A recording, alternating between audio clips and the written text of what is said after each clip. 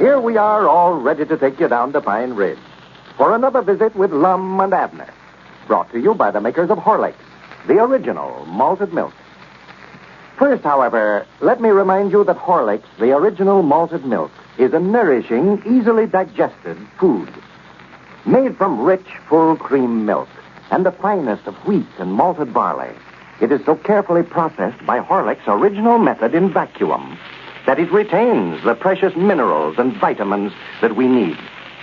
It is a food that nourishes, invigorates, and sustains you while at your work. One that can be used with benefit by all, from infancy to old age. A food that brings results.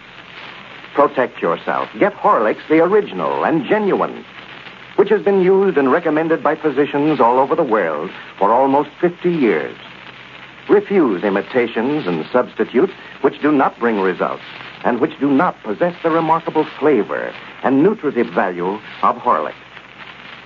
And now, let's see what's happening down in Pine Ridge. When we left Lum and Abner yesterday, they had just closed a deal to have their circus moved into the county seat. As we look in on Pine Ridge today, we find that the circus has been moved to the new location and will open this afternoon with Squire Skimp in charge. Grandpap has left the store in charge of Abner and Cedric Weehunt for a few moments. Someone is just entering the front door.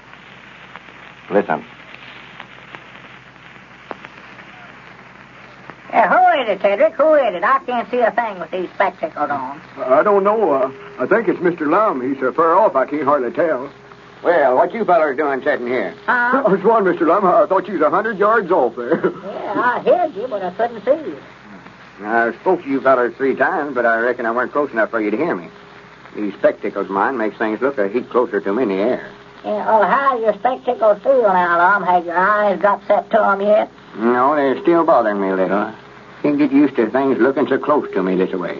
They magnify. Yeah. Mine makes things look far away from me, sort of. Well, it's a good thing you got them then. That shows you're far-sighted. Well, sir, I still can't see a thing out of mine.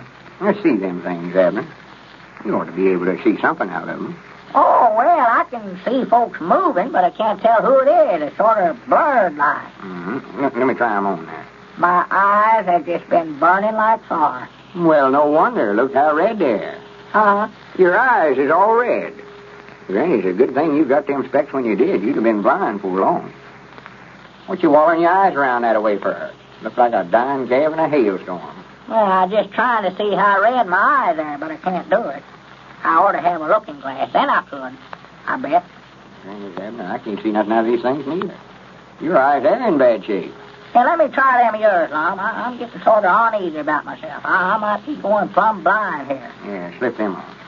There. Oh, my goodness, Lum, get that thing off on me. Get him off, Lum. Get him off. What Get him off? off. What are you talking about? That varmint there on my arm. Get him off. Knock him off there, Lum. You mean right there? Yeah, get the sugar scoop there. Knock him off of there. Oh, for goodness sakes, Abner. Ain't nothing but a little old fly. Well, that's the biggest one I ever seen.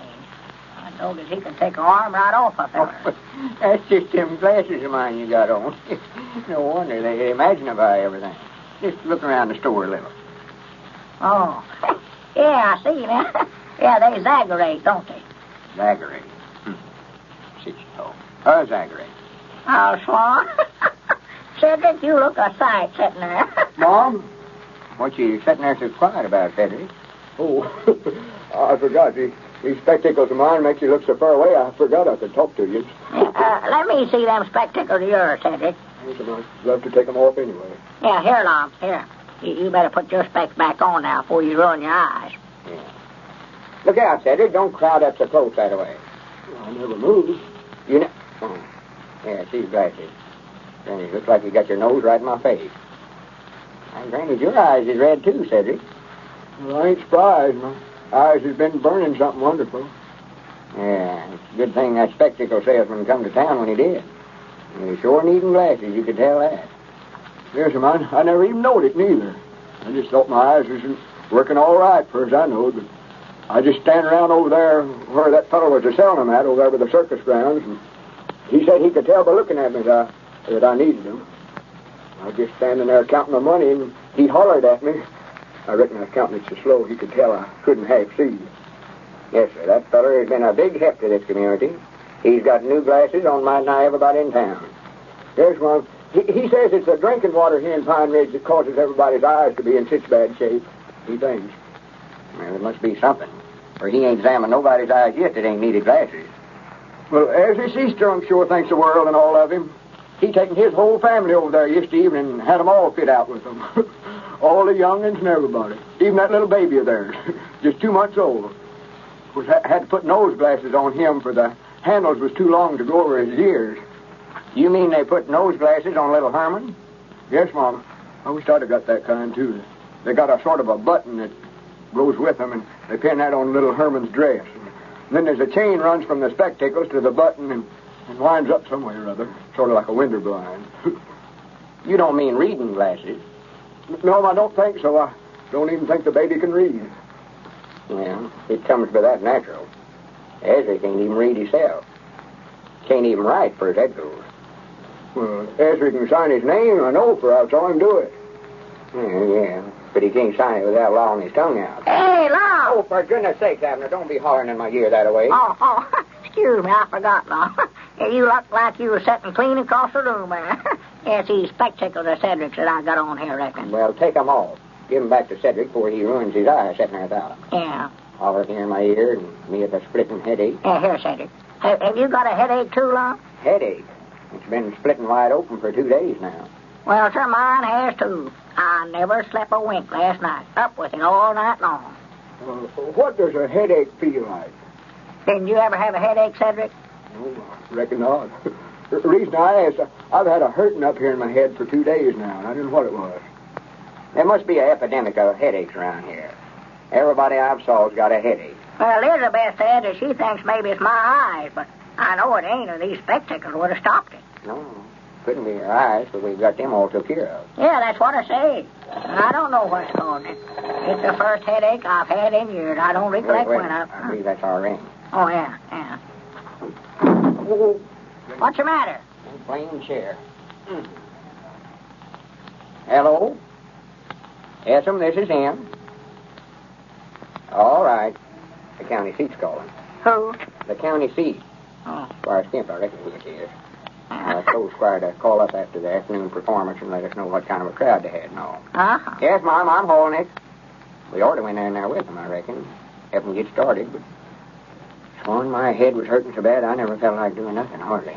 Well, I never felt like it neither, up all night that way. I just never felt like doing nothing. Well, I aimed to go, but I got up this morning and looked over there where there's loading the tent and all that stuff. Looked so far away, I just figured I wouldn't have time to get there before they left. No. So I never went. Well, maybe we'll all feel better tomorrow and we can go in there and see how the circus is getting along. Just go in the county seat, you know, and see Squire and ask him how... Wait a minute. Hello? Squire? Yeah, this is him. Yeah. How did you do? No, I say, how did you do? Yeah. Oh, that spectacle salesman. He's a friend in need. Well, fine. That's sounding a heap better. Yeah. Uh-huh. I'm going to take Elizabeth Well, and that's Pearl. fine, Squire. I'm so proud to hear. And we put a pair on Elizabeth and Pearl, too. Well, I don't know. I don't believe we can make it tonight, Squire. We're all about half sick with a bad headache. Oh, me, my head is killing. I don't know. Something we had, I reckon. It's hurting something wonderfully all day. Yeah, it might be. Well, we'll try to get in there tomorrow, though, Squire. All right. Glad you called. And glad to hear you're doing so well. All right. Goodbye. Granny, that's sounding better. It's done good today, huh? Oh, said they had an uncommonly big crowd. Tent was full. Well, I do know. Well, that's fine. I believe Squire's going to do all right, Abner. He does know the circus business. Oh, yeah, that was a good idea, moving it out of town and getting it in there where we can get a crowd. Wait a minute, that's our ring again. Might be Squire calling back. Oh, yeah. Move that thing, Cedric. You mean that chair way over yonder? I don't see no chair. Mouthpiece on this telephone looks like it's big enough for me to crawl inside of. Hello? This is a jot'em down store. Oh, yes, Mom. Yes, Mom. Well, Cedric's here now, and I'll just get him to run over there with it. What was it you wanted? A dozen eggs, can of baking powder, 2 cans of tomatoes, and a box of snuff. All right, he'll be right over there with it. Thank you, Mom. Not at all. Goodbye. Cedric, I want you to run over to the Widow Abernathy's for me. Get a can of bacon powders and 2 cans of tomatoes off the shelf over there. Yes, Mom. Yeah, let me get these specs of mine off, and I'll help you. Now, maybe I can see something. Yeah, get a can of snuff over there, Abner. And we'll have this order out in no time. Let me get a sack here. These way young are too big. Look at them little sacks we have. Yeah, that's the littlest one I'll find. 1, 2, 3, 4. What in the world are you doing there, Lum? Counting out this dozen eggs for the winter. Why, them ain't eggs, you idiot. Them's navy beans you're counting out there. Navy beans. Well, the circus may have left town, but the spectacle salesman will long be remembered in Pine Ridge. Now, here's something that I think is going to interest a lot of you folks. A little story about a friend of mine. Sleeplessness made this poor fellow's life miserable. He'd lie in bed and roll and toss around all night long, just couldn't get to sleep. Couldn't get the rest that he needed so much. Well, he told me about this trouble of his one day, and I suggested Horlick's malted milk. Told him to drink a glassful hot just before retiring. He tried Horlick's that night and called me up the next day to tell me that he'd be grateful to me and to Horlick's as long as he lived. Said he slept soundly all night and woke up the next morning fully refreshed. The first good night's rest that he'd had in months. Yes, sir, there's nothing like Horlick's malted milk to promote good, restful sleep. If any of you are having the same trouble as that friend of mine, just try Horlick's before you go to bed tonight. This is Carlton Brickert, speaking for Lum and Abner and Horlick's, who bid you all good night and good health.